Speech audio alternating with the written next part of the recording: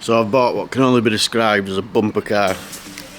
Whoever owned this car, I'm quite impressed at the state it's in. How can you actually treat a car this badly? It's beyond me. All the doors kicked in, you name it. Every single corner of this car has been hit. Every panel scratched or bent. The interior completely mouldy, ripped, paint all over it. It absolutely stinks. But I've got big plans for this one. I think you're going to like this project. If I can pull it off, that is.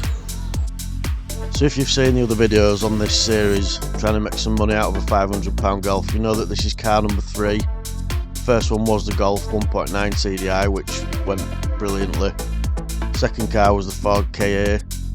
I think we've made roughly about 1200 quid profit so far off these 2 cars. So now it's the next car, and it's a Fiesta. I bid 800 quid, paid about 1200, just short of 1200 including fees. But this is going to be a bit of a challenge. 2013 Ford Fiesta in red, race red apparently. I don't know what the previous owner's done to it, but it is absolutely battered. That light is actually in there somewhere. Bumpers hanging off, rear quarters dented. That tyre were actually flat, but it's been pumped up now. Nice mark there. The door's just, it looks like the door's been kicked in. Sill's bent down there. All this is quite cosmetic though actually. I've got the door for it already. This corner of the bumper's all popping out. The bonnet's scratched to hell. I don't know whether the camera's going to pick that up or not, but it needs a paint definitely. None of this fits. All the grills hanging out. This corner, again, completely fallen apart. Wing mirror. There's no saving that mirror. I think this door's actually the only panel that's okay, but it is scratched. Big scratch there, big scratch there. This back corner, damaged again. All the way, it looks like it's never had a wash. Even the petrol filler cap doesn't fit properly. What on earth? Back bumper scratched, tailgate dented.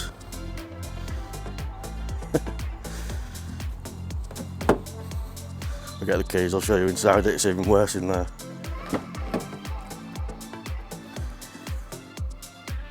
Lovely metal looking floor mats that are absolutely awful. The seats are ripped, covered in paint. Centre console's all scratched. It's just absolutely horrendous, it's disgusting. Leather on the steering wheel, it's not looking great. Mould all on the back carpets, the back seats are filthy. It's a joke, it really is. I don't know how you can actually treat a car this badly, to be quite honest. Since the whole car needs painting, we may as well change it, pimp it up a bit, put some nice wheels on it, a Bodykit. How will it start? No. Nothing. And it won't take charge either, so it definitely needs a new battery, I think.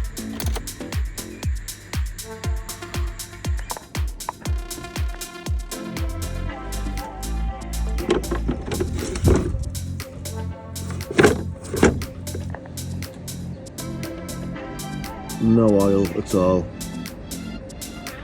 Maybe it's just touching the end.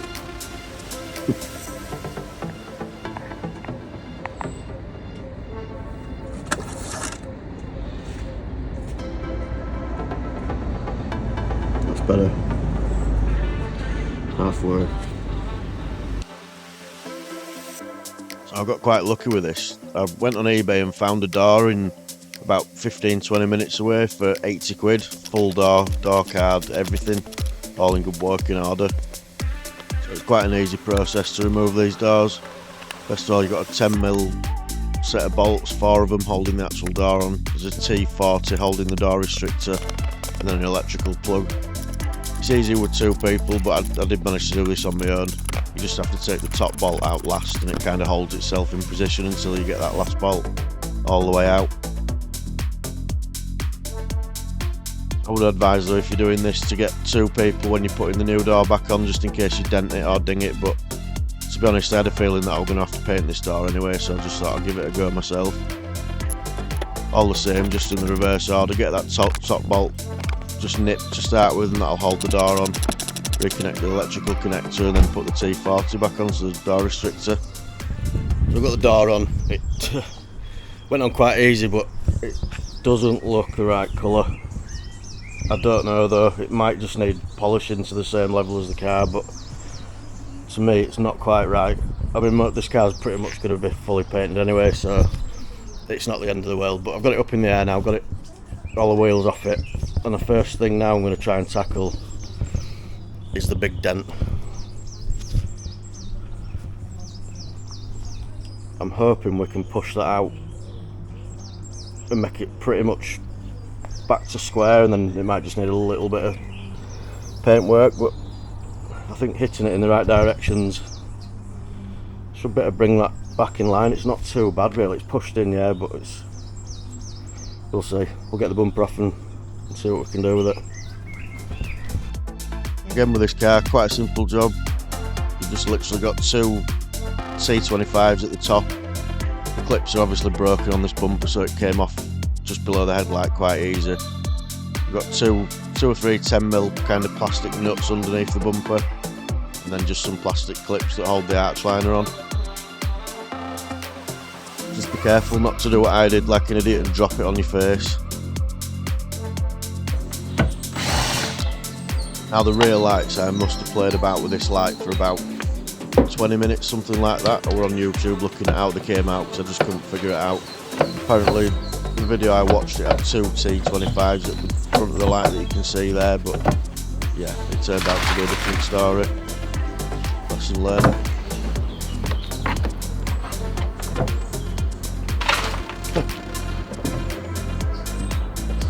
The guy on YouTube lied to me. There is another fixing at the back.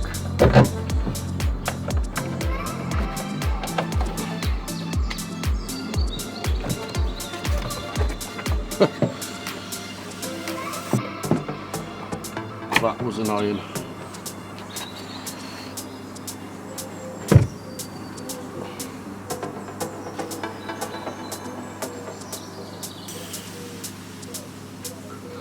So now we can see the damage. I'll bring the camera around.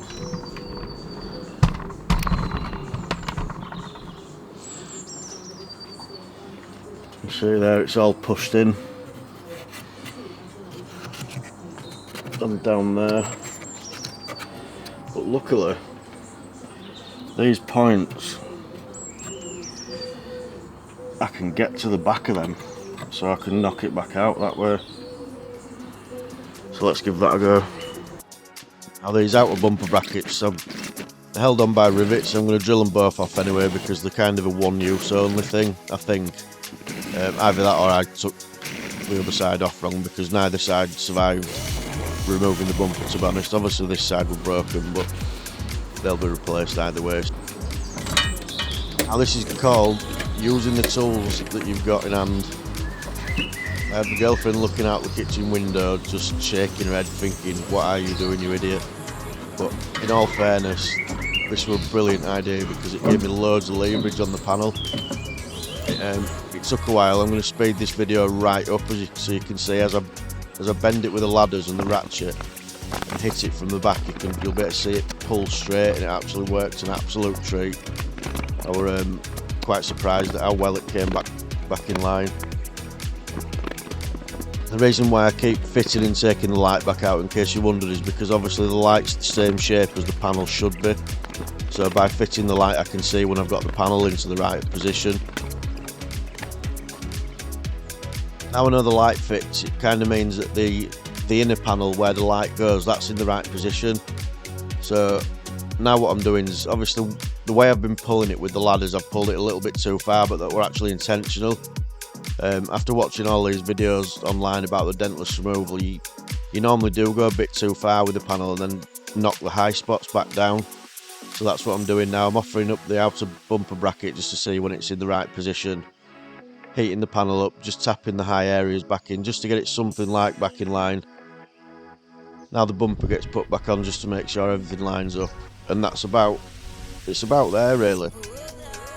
Obviously it's not perfect, so I always knew it were going to need a little bit of filler, but the method here is to get it as close as you can really, so that you need the least amount of filler possible just to skim over and just to make it perfect. So now I'm happy with that. I'm happy that the shape's there, or as good as I'm going to get it really, with a set of hammers and a ladder. Now it's time to take the paint off. How I'm doing this is using a flappy paddle wheel on the grinder because one, it scratches up the metal quite nicely, and two, it's just quick. Obviously you want a nice scratch surface below just to get the filler to key properly. And while I'm at it, I'm doing the sills just by welding on a metal bar, popping them back into shape, and then I'll use a little bit of filler. Right, I'm going to have to show you inside this car again now. It's a bit of a better day just to show you exactly how disgusting it really is. It's bad. Look at the state of these seats. It's so grimy. Mouldy floors. Even the back seats are absolutely knackered.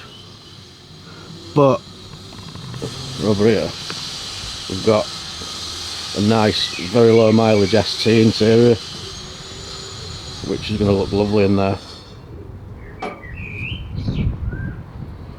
So I'm going to get to work stripping all this out and throwing it all in the bin.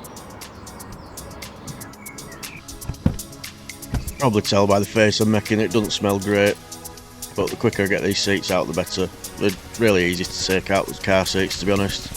There's just 2 torque screws at the rear of the seat, then you slide the seat back, 2 torque screws at the front, and then there's just an electrical connection for the heated seats. That's actually, I think it's an 8mm on this seat you have to undo, and then pop the electrical connector off, and out goes the seat. Now from here things just get even worse, because now the seat's out you can see actually just how bad the carpet is. The whole thing's disgusting. It's covered in mould. It absolutely stinks. It's ripped. It's just gonna have to go. It's as simple as that. Obviously then next seat out, same process as the driver's seat, they're exactly the same, just in reverse.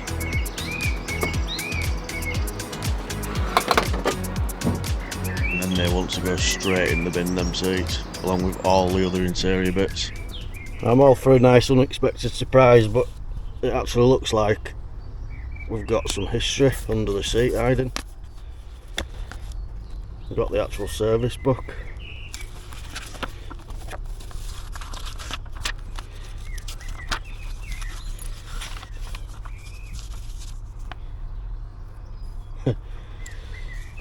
So it's 84, 36,000, 84,000, there's a gap. And the MOTs. So I've had to take the full carpet out because it was just absolutely beyond repair. It was ripped all over, even the underlay's actually ripped a bit there. Gone for full wet vac of the headlining. Full interior out now.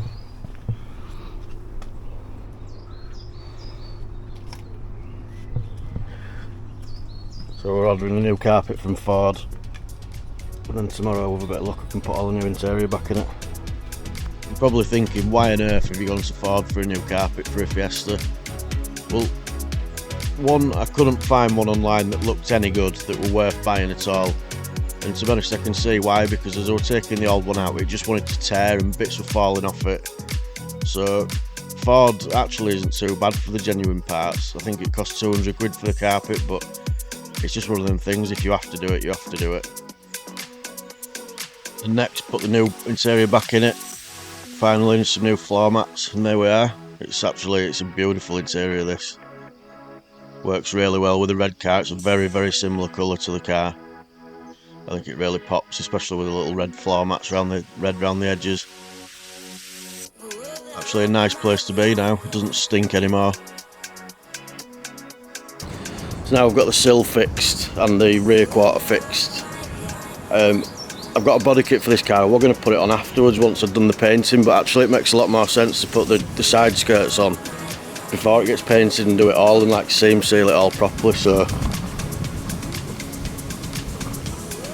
this is the kit. It's the Zetec S kit with like the ST grills.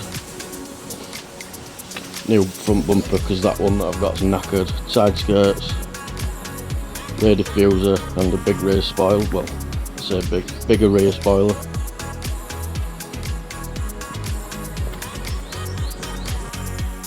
So the way we fit these is there's a few carefully drilled holes just to hold it in position, and then I'm using a U-Pol Tiger Seal, a very strong bond to actually hold it on the car. But you just put a couple of self tappers in basically just to hold it till the Tiger Seal gets a proper bite. Then take these screws back out, fill the little holes, and that's it. Run the Tiger Seal along the edge just to blend it into the panel, which is actually more difficult than I thought it would be, but it seemed to work quite well. Now we are all ready to paint. Rear quarters fixed, sills are primed, fixed all the dents in the boot, wipers off, a couple of scratches around this side that have been dealt with, and we're all masked up ready to go. So in the next video we'll get it painted, we'll deal with this bonnet and all the other scratch parts, put the rest of the body kit on and start building it back up. So please like and subscribe this video if you want to see this car get completed. It's going to be a nice one. Cheers guys.